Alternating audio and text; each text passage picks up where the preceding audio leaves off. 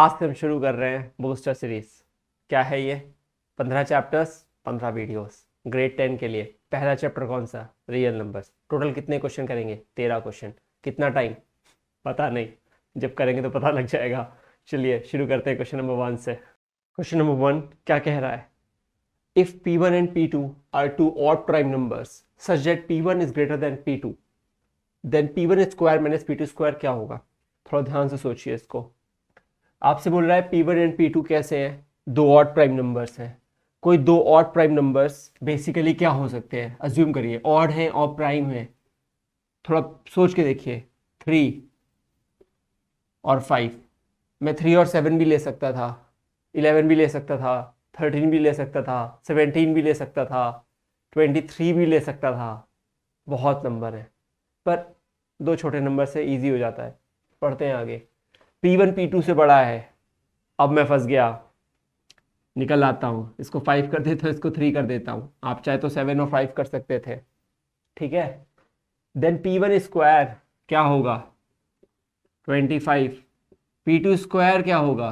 9। क्या होगा इनका सब्ट्रैक्शन? 16। ये कैसा नंबर है? सोचिए। ये एक इवन नंबर है? ये तो है। एक ऑड प्राइम नंबर है? नहीं, ऑड प्राइम नंबर है। प्राइम नंबर भी नहीं है। एक ऑड नंबर है? कुछ नहीं है। सीधे सीधे एक इवन नंबर है। आपको रीचेक करना चाहिए, सोचना चाहिए कि कुछ और क्या कर सकते थे आप इसमें। P1 अगर मान लेते हैं 7 होता, 7 का स्क्वायर 49, 3 का स्क्वायर 9, सब्ट्रैक्ट करते कितना आता? 40। कैसा नंबर है? ऑफ कोर्स इवन नंबर है, प्राइम नहीं है, ठीक है। और एक इसको इसको आप समझ गए कैसे करा? सिंपल तरीका था, दो और प्राइम नंबर रखे हैं और सिंप्लीफाई कर लिया वैल्यू रख के। Easy question. नेक्स्ट करते हैं। क्वेश्चन नंबर 2 क्या कह रहा है? ये कह रहा है इफ n, कुछ लिखा है एक्सप्रेशन, ठीक है। Then the number of consecutive zeros in n where n is natural number कितने होंगे? देखिए कंसेक्यूटिव जीरो का एक सिंपल सा लॉजिक है, ठीक है। आपको 2 और 5 के पेयर ढूंढने होते हैं। क्या ढूंढने होते हैं बेटा? 2 और 5 के पेयर्स। कहने का मतलब है जब भी हम एक 2 और एक 5 मल्टीप्लाई करते हैं तब एक 10 का जन्म होता है। बेसिकली एक जीरो का अकरेंस होता है या जीरो का जन्म होता है, कुछ भी बोलते हैं। तो इसमें अगर मेरे पास 2 स्क्वायर इंटू 5 स्क्वायर होता तो 2 इंटू 5 होते बेसिकली। सही बात है, समझ रहे हैं? तो ऐसा होता तो क्या हो जाता? ये हो जाता 10 टाइम्स 10 बेसिकली 100। कितने जीरोज आ गए? 2 जीरोज आ गए। कितने? 2 स्क्वायर था, 5 स्क्वायर था, पावर क्या थी? पावर 2 थी। इससे फर्क नहीं पड़ता कि यहाँ एक्स्ट्रा अगर 2 होता तो उससे कोई नंबर ऑफ जीरोस पे चेंज नहीं होता। क्या हो जाता? वो 200 हो जाता। नंबर ऑफ जीरो थोड़ी बदलते। तो कहने का मतलब क्या हुआ? कहने का मतलब ये हुआ कि हमें 2 और 5 के दोनों का पेयर ढूंढना पड़ेगा और उसकी कॉमन पावर ढूंढनी पड़ेगी। वो कॉमन नंबर ही हमको n की वैल्यू देगा यहाँ पे, ठीक है। खोजिए। 2 की पावर कितनी है? मिनिमम 2 है। 5 की पावर कितनी है? 5 है। पर मिनिमम पावर क्या है? मिनिमम पावर 2 की पावर 2 है और 5 की पावर 5 है। बाकी सब जीरोज नहीं देते। सही बात है। इसका मतलब ये हमें बेवकूफ बना रहा है। एक्स्ट्रा 5 की पावर 3 हमें यूज नहीं कर सकता मैं इसको। तो इसका मतलब 5 की पावर 2 और 2 की पावर 2, तो 2 इंटू 5 की पावर 2 है, यानी 10 का स्क्वायर यानी 100, यानी 2 जीरोज होंगे। ये सिर्फ समझा रहा हूँ बेटा, पेपर में अगर सिर्फ टिक करना है या वैसा ही सिंपल सा क्वेश्चन है, बस 2 इंटू 5 का पेयर लिख दीजिए और लिख दीजिए कि 1 2 cross 5 pair gives us 1 0। So there are 2 cross 5 2 pairs. How many pairs? Power बताती है 2 पेयर्स। तो बेसिकली इसके हमें डबल जीरो मिलेंगे। तो कितने जीरो होंगे उस नेचुरल नंबर के अंदर? 2 जीरो होंगे। Option number A is correct. Option number A is correct. Simple है, ठीक है। नेक्स्ट करते हैं। क्वेश्चन नंबर 3 क्या कह रहा है? वो ये कह रहा है the LCM of two numbers is 1500। दो नंबर्स का एलसीएम लिया गया। मुझे नहीं पता वो दो नंबर क्या है, लेकिन जब उनका एलसीएम लिया गया यानी A1 और B, A और B टाइप के दो नंबर्स का, तो हमें जो एलसीएम मिलता है वो मिलता है 1500। इनमें से कौन एचसीएफ नहीं हो सकता? बहुत ही सिंपल क्वेश्चन होता है बेटा। ये बस ये कहता है कि जैसे मुझे पता है ना कि ये 1500 एलसीएम है, तो इसका एचसीएफ जो होता है बेसिकली एचसीएफ का होता है क्या नाम? Highest common factor. सही बात है। फैक्टर वो नंबर होता है जो किसी को डिवाइड करता है। तो ये किसको डिवाइड करता है? ये ए को भी डिवाइड करता है और बी को भी डिवाइड करता है, और ये सबसे लार्जेस्ट नंबर है जो ए और बी को डिवाइड कर सकता है। तो मान लेते हैं अगर ए 100 है और बी 50, बी मान लेते हैं कि 40 है, तो 100 और 40 को डिवाइड करने वाला सबसे बड़ा नंबर कौन है? 20 है। अगर ए मान लेते हैं 100 है और बी 40 है, तो 100 और 40 को डिवाइड करने वाला सबसे बड़ा नंबर कौन सा है? 20 है, क्योंकि 20 से बड़ा कोई नंबर इन दोनों को डिवाइड नहीं कर सकता, इसीलिए वो हाईएस्ट कॉमन फैक्टर है। ये तो पता ही है, मतलब ये बस रिकॉल करा रहा हूं क्योंकि मुझे ये समझाना है। अब एक बात सोचिए, एलसीएम क्या होता है? एलसीएम क्या होता है? मल्टीपल होता है, मल्टीपल।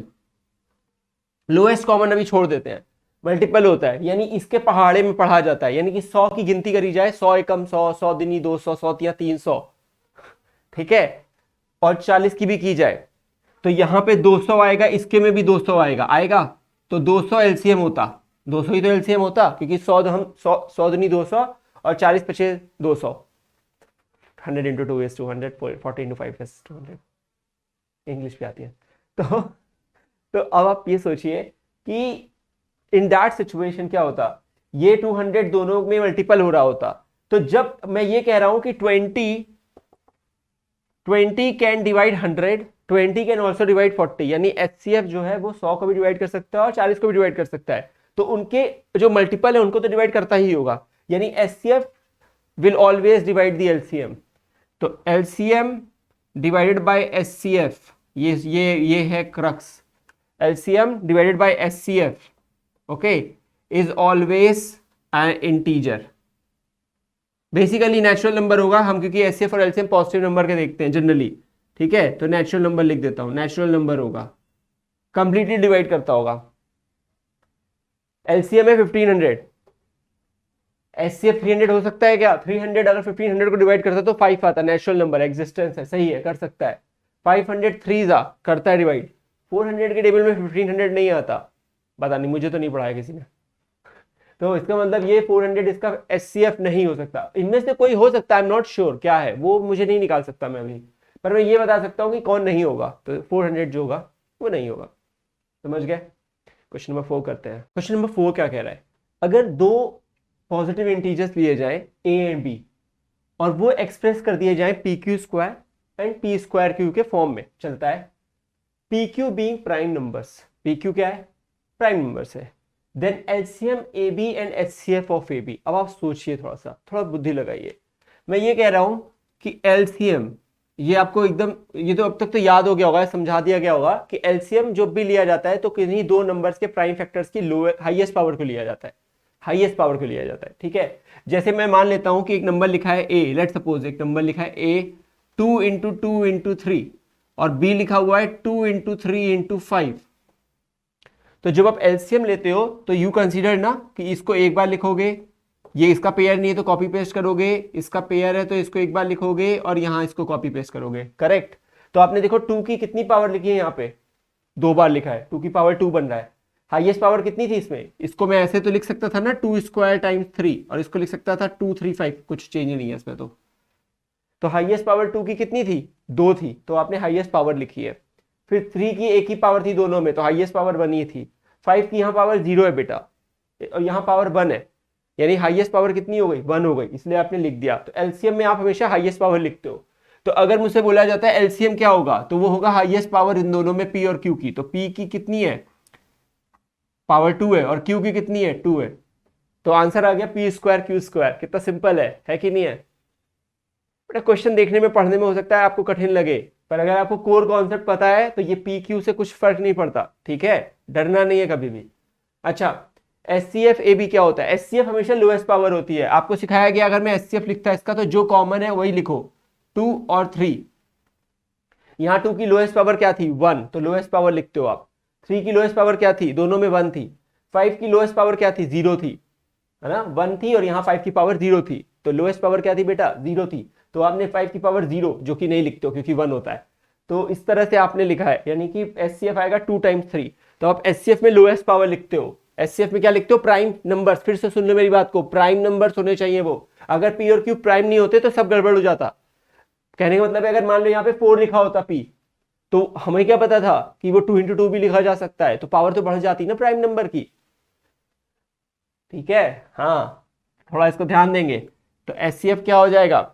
HCF हो जाएगा लोएस्ट पावर क्या है पी की, पी क्यू है, पी वहां पे 1 है, तो यहाँ 1 है यहाँ 2 है, तो 1 लिया जाएगा, यहाँ 2 है यहाँ 1 है क्यू, तो 1 लिया जाएगा, तो पी क्यू है। पहले लिखा है एलसीएम फिर लिखा है HCF, तो पी क्यू और कौन सा ऑप्शन है, नहीं ये सेकेंड ऑप्शन है, पी स्क्वायर क्यू स्क्वायर, पहले एलसीएम लिखना है बेटा, ये सब कंफ्यूज कर सकता है आपको, ठीक है, ये वाला नहीं होगा। क्यों नहीं होगा, क्योंकि पहले एलसीएम पूछा है, जल्दीबाजी में नहीं गलती करनी है। तो LCM P square Q square और HCF पी क्यू रिस्पेक्टिवली होता है ये, ठीक है। तो यहां तक समझ में आ गया, नेक्स्ट करें, नेक्स्ट करते हैं। अच्छा by the way question number 5 तो करना इजी है, अपने दोस्तों को बता दीजिए कि जिम्स ऑर्बिट पे जिमी सर पढ़ा रहे हैं ठीक है। तो पढ़ते हैं क्वेश्चन नंबर 5, क्या कहता है, if HCF 26,169 is 13 then LCM क्या होगा। ये तो बहुत इजी आपको बताया गया, एक फॉर्मूला सीधा सीधा, HCF टाइम्स LCM क्या होता है, HCF times LCM product of two numbers, तो क्या होता है वो, प्रोडक्ट ऑफ टू नंबर्स। अभी मुझे रियलाइज ये हुआ कि मैंने इसके ऑप्शंस नहीं लिखे हैं, तो इसको आप बिना ऑप्शन वाला क्वेश्चन सोच लीजिएगा, मेरी गलती कर दी है। वैसे HCF कितना दिया है 13, LCM कितना दिया है पता ही नहीं है। दो नंबर्स कौन से लिए गए, उनके मल्टीप्लाई करना है, दो नंबर्स है 26 और 169। ये बहुत घटिया क्वेश्चन है पर ये पूछा जाता है पेपर में इसलिए बताना जरूरी था, क्योंकि मुझे पूरे चैप्टर के सभी कॉन्सेप्ट को लेना है, इसीलिए 13 क्वेश्चन है। मैंने हर क्वेश्चन को पिक कर लिया है, हर कॉन्सेप्ट को जो 2020 के सिलेबस में है, जो हट गया उसको, जो हट गया उसको नहीं लिया है। तो LCM 26 टाइम्स 169 अपॉन 13, कहीं से भी कर लीजिए, 13 टू जा कर लीजिए, इसको बेटर है। तो जाएगा 2 9 18, 2 6 12, 113, 2 1 2 1 3 338, ठीक है, दैट्स दी LCM। बहुत सिंपल क्वेश्चन था, बहुत सिंपल सोल्यूशन था, बहुत सिंपल आंसर आ गया। नेक्स्ट करते हैं, क्वेश्चन नंबर 6 क्या कह रहा है, ये सिंपल सा ये कह रहा है कि अगर 3 is the least prime factor of number A, तो कोई एक नंबर ए है, उसका जो लीस्ट प्राइम फैक्टर है, ये ऑप्शन से मैच हो जाएगा, रुक जाइए इतनी जल्दी आंसर नहीं आते। तो 3 is the least prime factor of number A, तो ए का लीस्ट प्राइम फैक्टर 3 है, बाकी भी कुछ हो सकते हैं पर वो 3 से बड़े होंगे। ये एक थ्योरम है ना कि हम किसी भी नंबर को उसके प्राइम फैक्टर्स में तोड़ के लिख सकते हैं, उन प्राइम फैक्टर्स यूनिक होते हैं पर उनका जो अरेंजमेंट है वो कुछ भी हो सकता है। कहने का मतलब है मैं 3 इंटू 5 इंटू 7 लिख सकता हूँ किसी नंबर को, पर मैं उसको 5 इंटू 3 इंटू 7 भी लिख सकता हूँ, दोनों सेम ही है, पर जो यूनिक होगा, क्या चीज यूनिक होगा उनका प्राइम फैक्टर्स यूनिक होते हैं। यानी 3 5 7 है तो 3 5 7 ही रहेंगे, कहीं अचानक से दूर से 2 या 11 कुछ नहीं आ जाएगा, ठीक है। तो कहने का मतलब है कि ए का एक, अगर मैं फैक्टर ट्री बनाऊं तो ए का एक प्राइम फैक्टर है 3 जो कि लीस्ट है, इसके बाद जो भी है वो बड़ा नंबर है। अब 3 से बड़ा कुछ भी हो सकता है, 5 भी हो सकता है, 7 भी हो सकता है, बाद में बात करेंगे इसके बारे में। पर बी के लिए जो कही गई है बात वो ये कही गई है कि बी का सबसे छोटा प्राइम फैक्टर जो है वो बेटा 7 है। ये मैंने ऐसे थोड़े से कौवे जैसे बना दिए क्योंकि मैं टाइम बचा रहा था। तो बी का जो फैक्टर है वो क्या है, 7 है। अब वो कह रहा है लीस्ट प्राइम फैक्टर ए प्लस बी का क्या होगा। अगर हम दोनों को जोड़ते हैं, अब सोचिए, थोड़ा बुद्धि लगाइए, अगर 3 सबसे छोटा है तो लेट सपोज कि 3 से बड़ा क्या होता 5, तो नंबर क्या होता 15। 7 है तो 7 से बड़ा नेक्स्ट प्राइम फैक्टर क्या होता। आप ये नहीं कह सकते सर आप प्राइम क्यों बोल रहे हो, आप 4 बोल दो ना वहां पे, या 8 बोल दो। मैं बोलूंगा 8 नहीं बोल सकता, क्योंकि 8 को मैं प्राइम फैक्टर से तोड़ूंगा तो 2 आ जाएगा, फिर उसका सबसे लीस्ट प्राइम फैक्टर 2 हो जाता, 7 कैसे रहेगा। समझे कुछ, है ना, समझ रहे हैं आप मैं क्या कहना चाह रहा हूं अगर मैं 8 लिख दिया तो 2 इंटू 2 इंटू 2 लिख दूंगा उसको, फिर तो प्राइम फैक्टर 2 हो जाएगा, खत्म हुई कहानी, क्वेश्चन गलत हो जाएगा, ऐसा नहीं करना है। तो 7 के बाद 11 ही एग्जिस्ट करता है, तो 11 मान लेते हैं इसको। ये लिस्ट मैं सबसे कम से कम में चेक कर रहा हूं, बड़े से बड़े के लिए आप चेक करिए, मेरे पास इतना टाइम नहीं है, आपके पास है क्या। तो 77 15 जब जोड़ेंगे तो क्या आएगा, याद रखिएगा जब भी दो ऑड नंबर जुड़ते हैं तो हमेशा एक इवन नंबर बनता है। ये रूल है, ये सेट रूल है कि कभी भी दो ऑड नंबर जुड़ते हैं, यही बात है, इसी क्वेश्चन का यही कोर था कि जब भी दो ऑड नंबर जुड़ते हैं तो हमेशा एक इवन नंबर बनता है। तो जब इवन नंबर बनता है तो हमेशा किससे डिविजिबल होता है, 2 से, तब से यही दिखा रहा हूं तो आंसर हो गया ए ऑप्शन, यानी कि 2। तो आंसर क्या हो गया, ए ऑप्शन विच इज 2। बात समझने में क्या कहना चाह रहा हूं, इसका मतलब ये हुआ कि जब किसी नंबर का लीस्ट प्राइम फैक्टर 3 है, इसका मतलब वो एक ऑड नंबर है, श्योरिटी है, it's an odd number.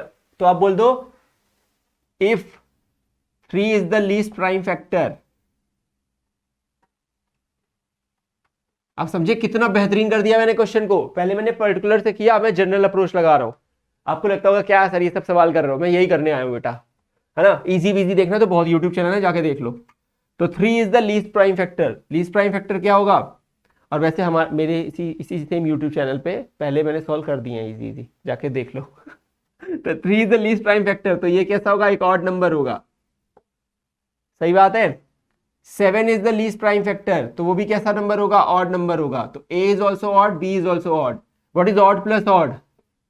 It's always even. 7 plus 9 16 even. 31 plus 33 64 even. हमेशा इवन होता है। अब ये नहीं है कि मैं 2 का डिफरेंस ले रहा हूं इसलिए आ रहा है, ऐसा कुछ नहीं है। 7 प्लस 11 18 इवन। तो कहने का मतलब है 2 ऑड नंबर है, दोनों ऑड नंबर है, इसीलिए सम कैसा आ रहा है? इवन। और इवन यहाँ पे कौन सा इवन का सबसे लीस्ट फैक्टर क्या होता है? 2 होता है, तभी वो इवन होता है। खत्म हो गई कहानी, समझ गए। नेक्स्ट करें, चलिए क्वेश्चन नंबर 7 कर रहे हैं। क्वेश्चन नंबर 7 क्या कह रहा है कि the decimal expansion of the rational number. एक रैशनल नंबर दिया है, सिंपल सा कोई एक p/q टाइप का नंबर है। कई बार हो सकता है आपको एक बड़ा अजीब सा कोई नंबर ऐसे भी दे सकता है, 1457/2560, कुछ ऐसा भी दे सकता है। तब आपको इसको फैक्टराइज करना पड़ेगा। मैंने थोड़ा टाइम बचा लिया। तो मेरे केस में क्या हो रहा है कि यहाँ पे पहले से फैक्टराइज्ड है, ठीक है, आपको वरना फैक्टराइज करना पड़ेगा। पर सुनिए इस बात को, डेसिमल एक्सपेंशन टर्मिनेट तभी कर सकता है, सुनिए, तभी कर सकता है जब डिनोमिनेटर में 3 और 7 वगैरह ये सब नहीं हो, सिर्फ 2 और 5 होने चाहिए। तो ये क्वेश्चन तो गलत हो गया, क्योंकि ये क्वेश्चन तो ये कह रहा है कि 3 है, तो यहां तो पूरा गलत ही हो गया, यानी ये टर्मिनेट ही नहीं करेगा। तो ये फिर मोर देन 3 डेसिमल प्लेसेस लिख के छोड़ देते हैं, क्योंकि फिर तो पता ही नहीं है कितनी डेसिमल प्लेस के पास करेगा। पर ये गलत है। क्यों गलत है? इस क्वेश्चन को करने के लिए सुनिए मेरी बात को। हमेशा ये देखिएगा कि जो डिनोमिनेटर है वो फ्री हो सकता है क्या? किसी 2 और 5 के अलावा वाले टर्म से, यानी प्राइम फैक्टर से हो सकता है। ये 33 और ये 3 है, बेसिकली ये 11 लिखा हुआ है। हमेशा ये चेक कर लीजिए कि, और एक और चीज चेक कर लीजिएगा कि न्यूमरेटर में कोई 2 और 5 वाले फैक्टर्स नहीं होने चाहिए। अगर न्यूमरेटर में 2 और 5 वाले फैक्टर्स हैं तो वो नीचे वाले को कैंसिल कर देते हैं, सारा खेल बिगड़ जाएगा। बहुत तगड़े क्वेश्चन होते हैं वो, टाइम लेगा क्या उस करने में। तो 2 और 5 का फैक्टर नहीं आना चाहिए ऊपर, अगर है ना तो ये फिर पहले कैंसिल करना पड़ता है। सिंप्लीफाई किए बिना कभी मत करना इस क्वेश्चन को, ठीक है, कभी मत करना बेटा, ठीक है। तो ये बन गया। हमेशा याद रखना, ये मैं बता रहा हूं, मैं अभी हल्का सा सॉल्व भी कर दूंगा, कि हमेशा ये जो टर्मिनेशन होता है ये हाईएस्ट पावर जो भी होती है m या n की, उसमें करता है। तो अगर हाईएस्ट पावर होती है 2 और 5 की, सॉरी, पावर ऑफ 2 एंड 5, उस पर टर्मिनेट करता है। तो यहाँ 2 की हाईएस्ट पावर कितनी है बेटा? 2 आ रही है। यहाँ 5 की हाईएस्ट पावर कितनी है? 1 आ रही है। तो टर्मिनेशन जो होगा डेसिमल प्लेसेस का वो होगा 2 की पावर हाईएस्ट है, तो हाईएस्ट पावर कितनी है? 2। हाईएस्ट पावर कितनी है? 2। मान लेते हैं यहाँ पे 3 होती, लेट सपोज, तो 3 डेसिमल प्लेस के बाद टर्मिनेट करता। तो अभी क्योंकि यहाँ पे 2 दी हुई है क्वेश्चन में, तो 2 डेसिमल प्लेसेस के बाद टर्मिनेट करेगा। तो ऑप्शन नंबर बी सही है। मैंने क्या क्या बातें कर दी? मैंने काफी बातें कर दी, एक तो बोला नहीं, एक क्वेश्चन दिखता है पर 2-3 कर रहा हूं उसमें अंदर। पहली बात मैंने ये बोली कि टर्मिनेट तभी करता है जब न्यूमरेटर और डिनोमिनेटर को सिंप्लीफाई करने के बाद, सुन रहे हो ना, न्यूमरेटर और डिनोमिनेटर को सिंप्लीफाई करने के बाद कोई भी टर्म न्यूमरेटर में 2-5 का नहीं बचना चाहिए, पहले तो वहां देख लो, वैसे वो अलग बात है। पर डिनोमिनेटर में कोई भी टर्म 2 और 5 के अलावा नहीं होना चाहिए। पर डिनोमिनेटर में सिर्फ और सिर्फ 2 और 5 वाले टर्म्स होने चाहिए। 3-7 है तो फिर टर्मिनेट नहीं हो सकता, फिर नॉन टर्मिनेटिंग हो जाता है, फिर भागते ही जाता है, ठीक है। पहले तो ये चेक कर लेना। दूसरा, न्यूमरेटर को जब सिंप्लीफाई करना यानी प्राइम फैक्टर में तोड़ना, तो देखना कि 2 और 5 नीचे कैंसिल तो नहीं हो रहे हैं। अगर हो रहे हैं तो गलत आंसर आ जाएगा वरना, तो पहले कर लेना उसको। उसके बाद ये चेक करना कि जो हाईएस्ट पावर है 2 और 5 की, अब हो सकता है 5 की पावर 4 लिखी होती, तो जितनी जिसकी हाईएस्ट पावर होती है ना उतनी ही डेसिमल प्लेस के बाद टर्मिनेट करता है। तो अगर 5 की पावर 4 है तो 4 डेसिमल प्लेस के बाद टर्मिनेट करेगा। कितनी डेसिमल प्लेस के बाद टर्मिनेट करेगा? 4 डेसिमल प्लेस के बाद करेगा। यहां लेकिन 2 की पावर, ये 2 था तो हाईएस्ट पावर 2 है या 1 है? अरे 2 है, तो डेसिमल प्लेस कितनी हो गई? 2 हो गई, ठीक है। इसको याद रखना, सिंप्लीफाई करके देख लो। वैसे देखो 5 2 जो 10 होता है वो तो 10 बन जाता है, तो 11/2/10 बचता, यही तो बचेगा। और वो होता है 5.5/10 जो कि होगा 0.55, तो डेसिमल प्लेस आ गई। क्वेश्चन नंबर 8 क्या कह रहा है? वो ये कह रहा है कि the largest number which divide 70 and 125, दो नंबर है बेटा, एक है 70 और एक है 125। हमें बताना है एक लार्जेस्ट नंबर जो इन दोनों को डिवाइड करता है, लेकिन जब डिवाइड करता है तो पहले वाले में रिमाइंडर 5 बच जाता है और दूसरे वाले में 8 बच जाता है। अब इसको आप सोचना शुरू करिए ऐसे, लेट सपोज, देखो बेटा मैं सिखा रहा हूं टेक्निक सीखना, ठीक है बेटा। तो ये है x, हमें क्या निकालना है, लार्जेस्ट नंबर निकालना है, तो let the number be x, सही है। x डिवाइड करता है पता नहीं कितने टाइम्स, रिमाइंडर कितना बचता है 5, यहां तक समझ गए। अच्छा 125 को डिवाइड करता है x, रिमाइंडर कितना बचता है 8। इसका मतलब ये हुआ कि जब x इसे डिवाइड करता है 5 ना होता तो पूरा डिवाइड कर देता है x। खत्म हो गया क्वेश्चन, या इट इज डन, क्योंकि लॉजिक यही था भाई। वो नंबर 70 को डिवाइड नहीं कर पाया क्योंकि 5 बच गया। तो अगर हम 70 माइनस 5 को डिवाइड करते हैं यानी 65 को, तो x will be x is a factor of 65। सही बात है। यहां से क्या आता, हाँ 125 माइनस 8 को डिवाइड करता, तो x is a factor of 125 minus 8, 117। एक ऐसा नंबर, सुनिए बात को, एक ऐसा नंबर जो 65 का फैक्टर है और 117 का भी है और वो लार्जेस्ट नंबर है। एक highest number factor is nothing but highest common factor of two numbers ना। Highest factor of this and highest factor of this is a common number, so highest common factor. तो कुल मिला के HCF निकालना है, यानी हमें निकालना है एचसीएफ ऑफ 65 एंड 117, यही है x। खत्म हो गया क्वेश्चन। देखा, जादू ही हो गया थोड़ा सा। भाई कैसे कर दिया, देखो आप सोच के देखो कैसे कर दिया, सिंपल सा लॉजिक देखा, अरे हाँ ये तो दूसरी में पढ़ा देते हैं आप, ये भी सीख गया। हाँ डिवाइड करना है तो रिमाइंडर नहीं बचना चाहिए था, तो पूरा डिवाइड होता, अगर रिमाइंडर नहीं बचता तो 117 को डिवाइड कर रहा होता। वो नंबर जो 117 को भी डिवाइड करता हो और 65 को भी डिवाइड करता हो और हाईएस्ट भी हो, तो फिर एचसीएफ है। और एचसीएफ निकालने का तरीका तो हमें पता ही है, कोई भी मेथड लगा लो बेटा। तो मैं ये हटा देता हूँ, अब मैं ये बोल देता हूँ 65 और 117, 65 बन जा, मैं लॉन्ग डिवीजन लगा दे रहा हूँ, ठीक है। वैसे 13 है, साफ साफ दिख रहा है, 13 5 65, 39 117, क्या बात कर रहे हो। इसको तो प्राइम फैक्टराइजेशन से भी कर सकते थे, जैसे करना हो करो भाई। मैं तो मतलब वैसा बंदा हूं कि आंसर आ जाए, मुझे कोई मतलब नहीं है फिर कैसे आ रहा अभी, ठीक है। 13 आ जाएगा बेटा, ठीक है। तो 13 is the HCF. So what is x? x is not actually equal to 13, that's the answer। A option answer है। दिख रहा है, हाँ ए ऑप्शन आंसर है। समझ गए, टेक्निक सीख रहे हो, मजा आ रही है, आनी चाहिए, ठीक है। नेक्स्ट करते हैं। तो क्वेश्चन नंबर 9 क्या कह रहा है, the LCM and HCF of two rational numbers are equal, ठीक है। Then the numbers must be prime होने चाहिए, को प्राइम होने चाहिए, कंपोजिट होने चाहिए, इक्वल होने चाहिए। अब आप एक बात सोचिए, मैं ये कह रहा हूं कि दो नंबर है और दो नंबर का एलसीएम और एचसीएफ दोनों इक्वल है।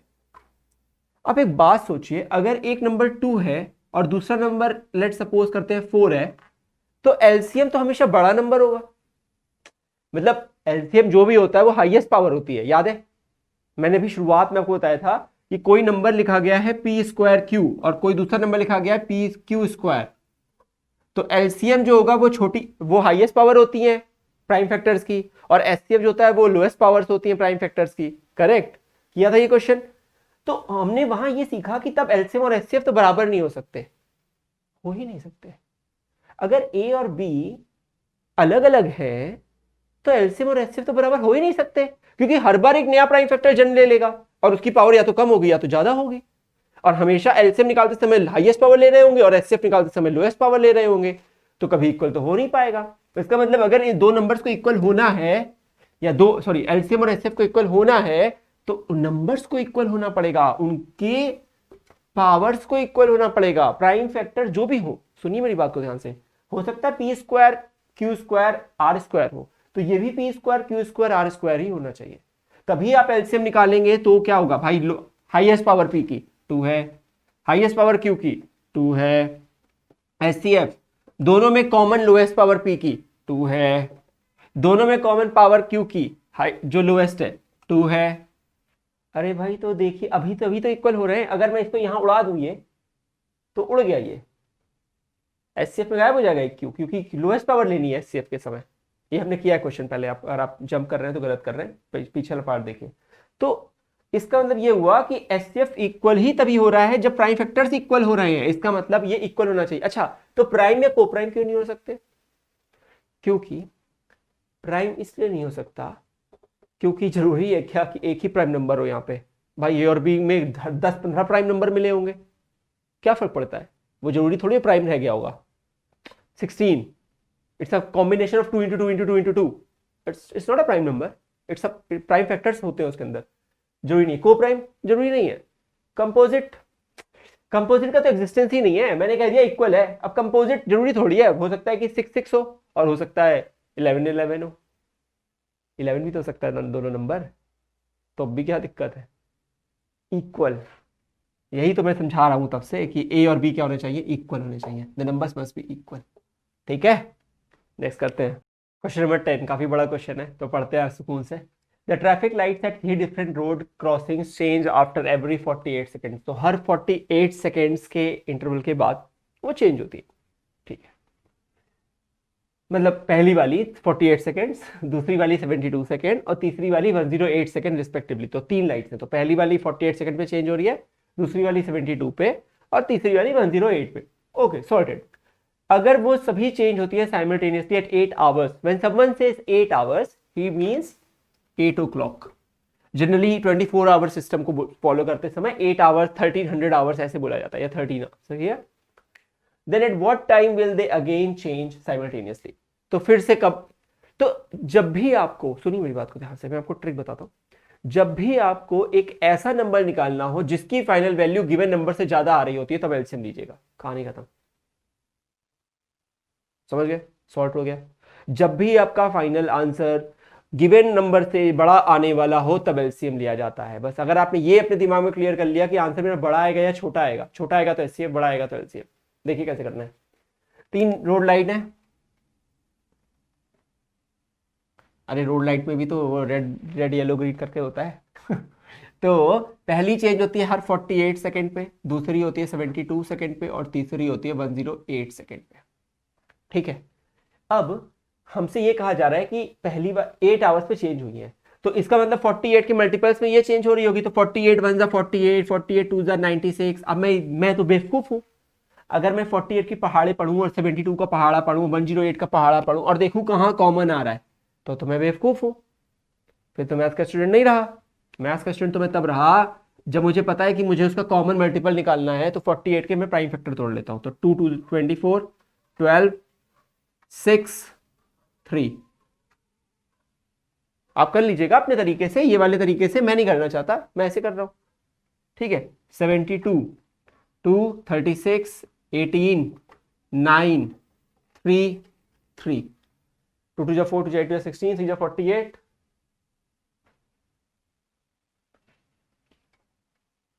एक ज्यादा लिख गया, देखा अब मैं मूर्ख हो गया ठीक है, नेक्स्ट करता हूं। 108 क्या होगा? 2 54 27 3 टाइम्स 3 टाइम्स 3। ठीक है, समझ गए? तो अब आपको क्या निकालना है, इसका एलसीएम निकालना है। ठीक, एलसीएम निकालने के समय कॉमन वाले टर्म को एक बार लिखिएगा, जो कॉमन नहीं है उसको बस रिपीट कर दीजिएगा। ये कॉमन बन रहा है यहाँ पे, ठीक है, ये एक बार यहाँ बन रहा है, एक यहाँ लिख लीजिए। आसान, साफ साफ सा लग रहा है, अच्छा लग रहा है, क्या मतलब है? तो 2 2 एक 2, ये 2 और आएगा, ये एक 3 आएगा, ये वाला एक 3 आएगा और ये वाला एक 3 आएगा। याद है एलसीएम लेते समय अगर दो में भी कॉमन होता है तो भी लेकर एक बार लिखते हैं, इसलिए इस क्वेश्चन को लिया मैंने, बहुत सारी चीजें सिखा दी मैंने इसमें। ठीक है, तो एलसीएम लेते समय कितना आ गया? 2 2 जा 4 2 जा 8 जा 16, 16 इंटू 27। सही कर रहा हूँ ना? 2 की पावर 4 और 3 की पावर 3। ठीक है, 7 6 42 का 2 4 7 7 4 11 2 6 12 2 2 1 3, तो 2 3 4 4 3 2। अगर मैंने कोई मूर्ता नहीं करी हो तो 4 3 2 सेकंड आ रहा है बेटा। ठीक है, कैलकुलेशन मिस्टेक नहीं करता हूं वैसे इतनी, कभी कभी एकदम माइंड ऑफ हो जाता है तो अलग बात है। 432 सेकंड को मिनट्स में कन्वर्ट कर लीजिए, डिवाइड बाय 60 करके, तो 67 जा 42 420 हो जाएगा। तो 12/60 बचेगा, यानी कि 1/5 बचेगा। 1 मिनट, मैं इसको ऐसे लिख देता हूं बेटा, 420 + 12, ठीक है, सिंपल सा 420 + 12, तो ये हो गया 7 मिनट्स 12 सेकेंड, बस, ठीक है, 7 मिनट 12 सेकेंड। तो अगर 8 बजे बदली थी तो अगली बार चेंज होगी 8:17 सॉरी 7 मिनट, 7 मिनट 15 सेकेंड पे, 12 सेकेंड पे, ठीक है, 8 बज के, हाँ 8:07 12 सेकेंड पे, क्योंकि 432 सेकेंड के इंटरवल पे चेंज हो रही है। अगर मैंने कुछ बेवकूफी वाली कैलकुलेशन मिस्टेक नहीं करी है तो फिर यही होना है, ठीक है, बात समझ गए। तो इस तरीके से हम इस क्वेश्चन को करते हैं। जब भी इस तरह के लैंग्वेज वाले प्रॉब्लम आ जाए तो हमेशा ये सोचिए कि जो फाइनल आंसर है वो बड़ा आ रहा है क्या, अगर बड़ा आ रहा है तो एलसीएम लीजिएगा, अगर छोटा आ रहा है तो एचसीएफ लीजिएगा। नेक्स्ट करेंगे। तो क्वेश्चन नंबर 11 कह रहा है कि 6 bells commence tolling together and toll at intervals of 2, 4, 6, 8, 10, 12। तो ऐसे समझिए कि 6 बेल्स हैं जो कि 2, 4, 6, 8, 10 और 12 मिनट्स के अंतराल पे एक साथ 12 मिनट्स के अंतराल पे रिंग करती है। तो पहली बेल अगर दूसरे मिनट पे बजती है, फिर चौथे पे बजेगी, फिर छठवें पे, फिर 8वें पे, ऐसे। दूसरी वाली अगर चौथे मिनट पे बजती है तो 8वें पे, 12वें पे, समझ गए आप। तो हमें यह बोला जा रहा है कि 30 घंटे का अगर मैं आपको टोटल टाइम दे दूं तो कितनी बार वो एक साथ बजेंगी। समझिए इसको, आप ऐसे सोचिए, जो फाइनल आंसर आ रहा है, नंबर ऑफ मिनट्स जो आ रहे हैं वो बड़े आ रहे हैं, छोटे आ रहे हैं, बड़े आ रहे हैं। अभी मैंने क्या बताया पिछले क्वेश्चन में, जब भी फाइनल, जब आपको जो निकालना है अभी के लिए वो बड़ी वैल्यू है तो क्या लेते हैं आप, एलसीएम लेते हैं, ऐसे थोड़ी लेंगे उसके लिए। तो भाई एक साथ कब बजेंगी, पहली बार तुम पता लगा देते हैं कि एक पहली बार कब एक साथ बजेंगी, फिर उसको देख लेंगे मल्टीप्लाई करके कि 30 घंटे में कितनी बार वो नंबर रिपीट हो रहा है ना। तो 2, 4, 6, 8, 10, 12 का आपको क्या लेना पड़ेगा, एलसीएम। तो चलिए लेते हैं, 2 1 2, 2 2 4, 2 3 6, 2 4 8, 2 5 10, 2 6 12। सिंपल सा हो गया ये तो। अगला करते हैं, 2 1 2, हाँ 2 2 4, अरे 3 होगा यहाँ पे, ठीक है। अब आप देखिए ये सब प्राइम नंबर्स हैं, बस अरे 3 2 बार आ गया, रुकिए एक सेकेंड, गड़बड़ हो जाएगी। अब देखिए कितना आसान हो गया, 2 5 10, ये तो 2 और 5 लिखना है मुझे, एक बार क्या लिखूंगा मैं, 2 और 5 10, 2 2 4 3 12, तो एलसीएम कितना आ गया बेटा, 1 2 और यहां से 10, तो 120 मिनट। कहने का मतलब ये हुआ कि 120 मिनट के अंतराल पर वो बजेंगी एक साथ। तो यानी कि अगर मैं मान लेता हूं कि हमने शुरू किया था सुबह को 6 बजे, सुबह को 6 बजे पहली बार वो एक साथ बजी, टिक टिंग हो गया। अब दूसरे घंटे, 120 मिनट का मतलब क्या हुआ, 2 आवर्स, हर दूसरे घंटे पे एक साथ बजेंगी। तो 8 बजे फिर एक साथ सुनाई देंगी, 10 बजे फिर एक साथ सुनाई देंगी, 12 बजे फिर एक साथ सुनाई देंगी, बस यहीं से निकाल लेंगे। 6 घंटे के अंतराल में, 6 और 12 बीच में 6 घंटे का अंतराल हुआ, 6 घंटे के डिफरेंस में 4 बार बजी है एक साथ। इसको काउंट करेंगे ना, पहली बार भी तो साथ में बजी है, तो 4 बार बजी है, यानी कि 6 घंटे के अंतराल में 2 घंटे के डिफरेंस के हिसाब से तो 3 बार होनी चाहिए थी, नहीं, लेकिन एक ज्यादा बार बजती है क्योंकि एक साथ बज चुकी है ना, और फिर लास्ट में बजती है एक साथ। तो इसीलिए कितना आता है, 3 + 1 होता है, एक बार ज्यादा होता है काउंटिंग में, ही गलती हो जाती है हमसे। तो अगर 6 घंटे के अंतराल पे 4 बार बज रही है, तो अब आप सोचिए अगर मुझे टोटल 30 आवर्स दिया है तो 30 डिवाइडेड बाय 2 + 1 टाइम्स होगा, कितने टाइम्स हो जाएगी, 16 टाइम्स टॉल करेंगी एक साथ, कहानी खत्म। समझ गए, इजी था बेटा। ये समझना है कि जब बेल एक साथ बज रही है, मतलब अंतराल में बज रही है, एक साथ कब बजेंगी, पहले एक साथ कब बजेंगी, तो सबके बड़े नंबर पे बजेंगी, यानी एलसीएम है। वो तो पता लग गया कि हर 2 घंटे में बजती हैं, और 30 घंटे में कितनी बार बजती है, तो 2 घंटे के निकाल लो कितने मल्टीपल एग्जिस्ट करते हैं, बस 2 घंटे बजती है, फिर 4 बजे, फिर 6 बजे, फिर 8, फिर 10, फिर 12, फिर 14, फिर 16, 18, 20, ऐसे बजती जाएंगी। बस टोटल काउंट करने के बजाय मैथ्स लगा लो, +1 क्यों किया, क्योंकि एक साथ बजती हैं, तो जैसे ही एंड होगा फिर बजेंगी ना, ये शुरुआत भी वहीं से की थी, +1 आ जाता है इसलिए, ठीक है। तो अब नेक्स्ट करते हैं। तो क्वेश्चन नंबर 12 क्या कह रहा है, express 6.27 bar as fraction in simplest form. देखिए इस तरह के काफी क्वेश्चन हो सकते हैं, 2.3 बार ऐसे करके कुछ लिखा होता है, मैं आपको इसमें समझा देता हूं और बस फिर मुक्त हो जाऊंगा। अगर 6.27 बार लिखा हो, इसका मतलब होता है बेटा 6.2777 एंड सो ऑन। इसे करने के दो तरीके होते हैं। कई लोग कहते हैं कि सर हम पूरा शिफ्ट कर लेंगे, कई लोग कहते हैं सर नहीं करेंगे, डेसिमल आएगा बाद में एडजस्ट कर लेंगे। जो फॉलो करना हो करो, कुछ गलत नहीं होता। मैं बस सेफ रहता हूं। मेरा एक ही सिद्धांत है इसको करने का, और वो ये है, पहले एक जहां तक रिपीटिशन हो रहा है उसके उतने वाले रिपीटेड वाले टर्म्स को खींच लो एक साइड। सुनो फिर से, अगर 7 3 होता तो मैं 7 3 होता तो मैं 7 3 तक खींच रहा होता। एक बार उस 7 3 तक पूरा इकट्ठे को खींच लो बाहर, ठीक है। अब की बार तो ऐसा हुआ नहीं। चलिए मैं चेंज कर देता हूं, मैं क्वेश्चन को ही चेंज कर देता हूं। मैं इसको ना इस थोड़ा सा अच्छा बना देता हूं आपके लिए। हटाइए, तो ये 7 3 ऐसा हो रहा होता।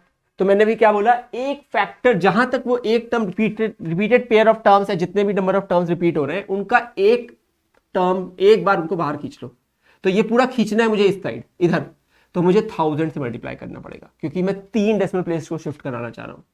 तो ये हो जाएगा 6273.737373। समझ गए? ट्रिक समझ गए?